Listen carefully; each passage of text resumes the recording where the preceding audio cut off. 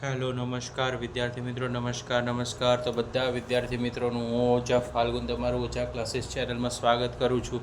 તો વિદ્યાર્થી મિત્રો, ચેનલ પર પહેલીવાર આ ચેનલને સબસ્ક્રાઈબ કરી દેજો, બેલ નોટિફિકેશન હિટ કરી દેજો, જેથી આવનારી યુઝફુલ વિડીયો તમને ઝડપથી મળી શકે. આજનો વિડીયો છે તે ધોરણ 9માં સામાજિક વિજ્ઞાનમાં આપણે સેક્શન ડી જોવા જઈ રહ્યા છીએ. સેક્શન સીના તમને આઈએમપી મળી ચૂક્યા છે, તો એ પ્રશ્ન ફટાફટ કરી લેજો. સેક્શન ડી છે જે તમારા પ્રશ્ન નંબર 47થી લઈને 53 સુધીના કુલ 7 પ્રશ્નોનું રહેશે. બરાબર, 47થી 53 રહેશે. એમાંથી કોઈ પણ 4 પ્રશ્નોના સવિસ્તાર ઉત્તર લખવાના રહેશે. એમાં 54મો નકશો કમ્પલસરી છે, ફરજિયાત છે, નકશો તમારે દોરવાનો રહેશે. બરાબર, રાઈટ. તો આ સેક્શન ડી છે તેની આપણે આજે વાત કરીશું. તો પ્રકરણ નંબર 5માં છે, જે દ્વિતીય પરીક્ષાના અભ્યાસક્રમમાં આવશે. હિન્દ છોડ ચળવળ એ ચળવળના વિવિધ બનાવો જણાવો. બરાબર, very most IMP 7 star question છે વિદ્યાર્થી મિત્રો. હિન્દ છોડ ચળવળ, બરાબર, આ પ્રશ્નને ખાસ કરી લેજો. મેને નમક કા કાનૂન તોડ દિયા, વાક્ય સમજાવવા પણ વેરી મોસ્ટ ઇમ્પોર્ટન્ટ. દાંડી કૂચ વિષય છે, તમારે આ પણ પૂછાવાના પૂરેપૂરા ચાન્સીસ છે. તો આ બંને question very most important 7 star question. Azad Hind Fauj ભારતને આઝાદી અપાવવા ભજવેલી કામગીરીની વિગતો દર્શાવો. ગાંધીજી ભારતના ભાગલાનો કેમ સ્વીકાર કર્યો? ટૂંક નોંધ લખો, સાયમન કમિશન. તો આ મોસ્ટ આઈએમપી રહેશે, 100% પૂછાશે સાયમન કમિશન. તો આ 3 પ્રશ્ન છે તમારે ખાસ કરી લેવાના. ઓકે, હવે છે પ્રકરણ નંબર 6. એમાં તમારે પહેલો પ્રશ્ન છે વેરી મોસ્ટ ઇમ્પોર્ટન્ટ છે. સંયુક્ત રાષ્ટ્ર સંઘના રાષ્ટ્રોના હેતુઓ જણાવો. બરાબર, હેતુઓ પૂછે સંયુક્ત રાષ્ટ્ર સંઘના, તો આ પ્રશ્ન તમારે કરવાનો. પછી જે જર્મનીના ભાગલાને એકીકરણ વિશે ટૂંકમાં જણાવો. બરાબર, 6થા ચેપ્ટરમાં છે. ટૂંક નોંધ લખો, આંતરરાષ્ટ્રીય ક્ષેત્રે ભારતનું પ્રદાન. શસ્ત્રકરણ અને નિશસ્ત્રકરણ વિશે ટૂંક નોંધ લખો, વેરી મોસ્ટ ઇમ્પોર્ટન્ટ પ્રશ્ન. બરાબર, નાટો, સિયાટો અને વોર્સો લશ્કરી જૂથ વિશે માહિતી આપો. રાઈટ, તો આ બંને ક્વેશ્ચન છે તમારે ખાસ કરી લખવાના.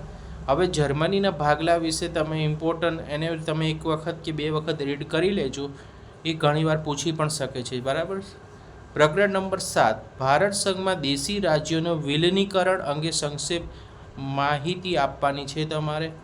ભારત સરકારે દીવ, દમણ અને ગોવાને કબજે કરવાનો નિર્ણય શા માટે કર્યો? તો આ ક્વેશ્ચન છે તે પૂછી શકે છે ભારતના સરકારે. ટૂંકનો લખો, દેશી રાજ્યોનું રિયાસતમાં એકીકરણમાં સરદાર પટેલનો ફાળો. આ પણ પૂછી શકે છે. તો આ બંને પ્રશ્નને ઇમ્પોર્ટન્ટ છે, તો તમારે ખાસ કરી રાખવાના છે. પછી છે ભારતની ટેકનોલોજી ક્ષેત્રે વિકાસની સમજૂતી આપો. બરાબર, આ પણ પૂછી શકે છે. અત્યારે ટેકનોલોજીનો જમાનો ચાલે છે, તો આ પ્રશ્નમાં અત્યારે તમારે પૂછી શકે છે, અને મોસ્ટ ઇમ્પોર્ટન્ટ કરી નાખજો. પછી છે 5મો, હૈદરાબાદ અને જૂનાગઢના રાજ્યોમાં ભારતીય સંઘમાં કેવી રીતે ભળ્યા? સંક્ષેપમાં ચર્ચા કરો. પ્રકરણ નંબર 10. તો પ્રકરણ નંબર 10માં ખરડો કાયદો કેવી રીતે બને છે તે સમજાવો. 7 સ્ટાર ક્વેશ્ચન છે, પૂછાશે. રાઈટ, તો તને સ્ટાર આપી દેજો. બરાબર, 7 સ્ટાર ક્વેશ્ચન છે. તો આને સંસદની સત્તાઓ અંગેનો ઉલ્લેખ કરો. ટૂંક નોંધ લખો, વડાપ્રધાનનું સ્થાન અને કારોબારી સત્તા. આને પણ સ્ટાર પાડી દેજો, પૂછી શકે છે. બરાબર, મોસ્ટ ઇમ્પોર્ટન્ટ છે. રાષ્ટ્રપ્રમુખની કટોકટી વેળાની સત્તા જણાવો. આને ઇમ્પોર્ટન્ટ આપજો, રાષ્ટ્રપ્રમુખ વિશે પૂછી શકે છે. અને સ્થાનિક સ્વશાસનની સંસ્થા વિશે જણાવો, એના પૂછાય. બરાબર, પ્રકરણ નંબર 12. મત અધિકાર અને સરકાર વિશે સમજ આપો. રાઈટ, બીજો પ્રશ્ન છે રાજકીય પક્ષોના પક્ષકાર વિશે નોંધ લખો. ત્રીજો વેરી મોસ્ટ ઇમ્પોર્ટન્ટ, સંસદીય લોકશાહી અને પ્રમુખીય લોકશાહી વિશે પૂછાશે. લોકશાહી 100% પૂછાશે. બરાબર, 100% પૂછાશે. લોકશાહીમાં ચૂંટણીનું મહત્ત્વ શું છે તમારે જણાવવાનું છે. પછી ચૂંટણી પંચને રાજકીય પક્ષ વિશે નોંધ લખો. આને એક વખત વાંચી જવો, કારણ કે આવા પ્રશ્ન પૂછી શકે છે. બરાબર, ઇલેક્શનને લઈને. પ્રકરણ નંબર 17. ભારતમાં કુદરતી વનસ્પતિના પેદાશો જણાવો, દરેક વિશે જાણકારી આપો. જંગલોના મોસ્ટ ઇમ્પોર્ટન્ટ વન્ય પેદાશો માટે સંદર્ભે ઉપયોગિતા સમજાવો, પૂછાવાના પૂરેપૂરા ચાન્સીસ છે. પછી જંગલોના જતન માટેના ઉપાયો જણાવો. આ પણ મોસ્ટ ઇમ્પોર્ટન્ટ પ્રશ્ન છે. બરાબર, જંગલને લઈને કોઈ પણ એક પ્રશ્ન તમારા પેપરમાં એક્ઝામમાં આવશે, તો આટલા પ્રશ્ન ખાસ કરી લેજો. પછી નીચેનો એક પ્રશ્ન છે, બનાવેલો છે, રાઈટ. આના તમારે 5 પ્રશ્ન આપેલા છે. રાહુલ મિસ્ત્રી રમતગમતના સાધનો બનાવવા માટે દેવદર અને ચીડના લાકડાવાળાનો ઉપયોગ કરે છે. સેન્ડલ કંપની લિમિટેડ ચંદનના વૃક્ષમાંથી સૌંદર્યવર્ધક બનાવટો બનાવવા માટે ઉપયોગમાં લેવામાં આવે છે. રાજુભાઈ વાંસમાંથી ટોપલી, રમકડા, ગૃહ સંશોધન વસ્તુઓ બનાવે છે. રૂપેશભાઈ ખાખરાના પાનમાંથી પતરાળા પડિયા બનાવે છે. મુકેશભાઈ વેદ હરડે, બહડા, અશ્વગંધા, આંબળા, સર્પગંધા વગેરે ઔષધિઓ જંગલોમાં એકઠી કરી દવા બનાવે છે. આપેલી માહિતી બધી પ્રશ્નોના નીચેના જવાબ આપવાના છે. સૌંદર્યવર્ધક બનાવટો માટે કયા કયા વૃક્ષોનો ઉપયોગ લેવામાં આવે છે? તો આપણે અહીંયા જોયું હતું, કયું હતું? ચંદનનું વૃક્ષ. બરાબર, અહીંયાથી તમને જવાબ મળી જશે. ફકરામાંથી શોધીને લખવાનું છે. બરાબર, એક ફૈરિયો ફળ વેચી રહ્યો છે, તો ટોપલો શેમાંથી બને છે? તો ટોપલા આપણે જોયું તો વાંસમાંથી ટોપલા બને છે, રાઈટ. બહુ ઇઝી ક્વેશ્ચન છે. રાહુલ મિસ્ત્રી રમતગમતના સાધનો બનાવવા માટે કયા પ્રકારના વૃક્ષના લાકડા બનાવવા જોઈએ? જો અહીંયા લખેલું છે, રમતગમત માટે દેવદાર અને ચીડના લાકડાનો ઉપયોગ કરવામાં આવે છે. બરાબર. રૂપેશભાઈ કયા વૃક્ષના પાનમાંથી પતરાળાના પડિયા બનાવે છે? તો પતરાળાના પડિયા આપણે જો ખાખરાના પાનમાંથી હતું, તો અહીંયા તમારે ક્વેશ્ચન નંબર 4નો આન્સર મળી જશે. બહુ ઇઝી હતું. આ 100% પૂછાવાના પૂરેપૂરા ચાન્સીસ છે. જંગલોના પર્યાવરણોની ઉપયોગિતા જણાવો. બરાબર, જંગલો વિશે ખાસ પૂછાશે, કરી નાખજો.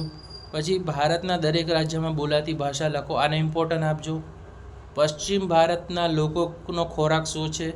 પશ્ચિમ ભારતમાં તહેવારોનો ઉત્સવો મોસ્ટ ઇમ્પોર્ટન્ટ.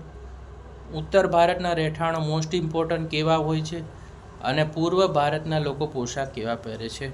બરાબર, તો આ બંને ક્વેશ્ચન ઇમ્પોર્ટન્ટ છે. પ્રકરણ નંબર 13માં તમને નકશો છે. પ્રકરણ નંબર 14માંથી નકશો છે, રાઈટ. ચેન્નાઈ, કોલકાતા, મુંબઈ અને દિલ્હી, તો તમારે કોઈ પણ એક સ્થળ વિશે દર્શાવવાનું આવશે, એનું સ્થળ. બરાબર. પછી છે અહીંયા ઉત્તર અક્ષાંશ વૃત્ત 8.4 છે, 37.6 ઉત્તર અક્ષાંશ વૃત્ત, 68.7 પૂર્વ રેખાંશ વૃત્ત, 97.25 પૂર્વ રેખાંશ વૃત્ત. હવે કર્કવૃત્ત દર વખતે પૂછાતું હોય છે. બરાબર, કર્કવૃત્ત પૂછાશે. ભારતની પ્રમાણ સમય રેખા 82.30 પૂર્વ રેખાંશ વૃત્ત. બંગાળની ખાડી, અરબ સાગર, હિન્દ મહાસાગર, તો આમાંથી તમને હિન્દ મહાસાગર અને બંગાળની ખાડી પૂછી શકે છે. ભારતના પાડોશી દેશમાં તમને કાં તો પાકિસ્તાન પૂછે, કાં શ્રીલંકા પૂછી શકે, કાં નેપાળ પૂછશે. અને આ ત્રણેય શહેરોમાંથી તમને મુંબઈ વધારે દર્શાવવાનું કે કાં દિલ્હી દર્શાવવાનું કે. અને અહીંયા તમને જોશો તો અહીંયા આ જે 8.4 ઉત્તર અક્ષાંશ વૃત્ત છે એ પૂછી શકે છે. પછી પ્રકરણ નંબર 14માં તો તમને કઈ વસ્તુ પૂછી શકે? તો એક તો રણની જમીન પૂછે, કાળી જમીન ધરાવતો પ્રદેશ પૂછી નાખે. પછી તમને કચ્છનું રણ પ્રદેશ પૂછી શકે, અંદમાન નિકોબારનો જે ટાપુઓ છે એ દર્શાવવાનું પૂછી શકે છે. બરાબર, બાકીના બધા પણ પૂછી શકે છે, પણ આ ઇમ્પોર્ટન્ટ છે. બરાબર, તો આ પ્રશ્નમાં થોડું ધ્યાન રાખજો. આટલી જગ્યા છે તમે જોઈને જજો, જે તમારી ટેક્સ્ટ બુક જે બુક છે એમાં તમને મળી જશે.